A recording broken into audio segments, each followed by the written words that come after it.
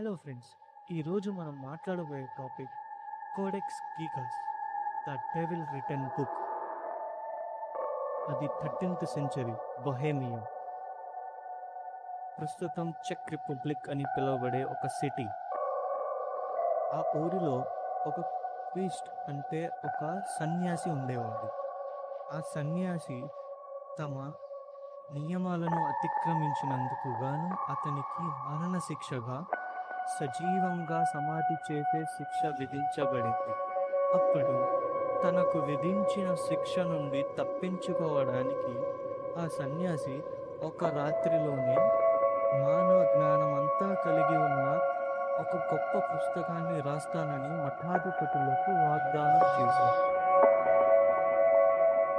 చూస్తూ చూస్తూ అర్ధరాత్రి అయింది.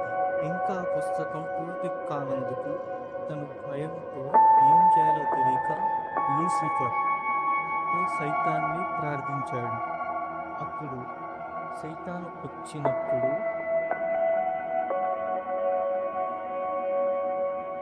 సైతాన్తో ఒక ఒప్పందానికి వస్తాడు. అది ఏమనగా తమ పుస్తకాన్ని రాయమని ఆ సైతాన్ని కోరగా ఆ సైతాన్ బదులుగా తమ ఆత్మను అడిగిద్ది. ఆ ఒప్పందాన్ని ఆ సన్యాసి ఒప్పుకుంటాడు. ఇచ్చిన మాట ప్రకారం ఆ సైతాన్ కూడా అర్ధరాత్రిలోనే ఆ పుస్తకాన్ని రచిస్తాడు.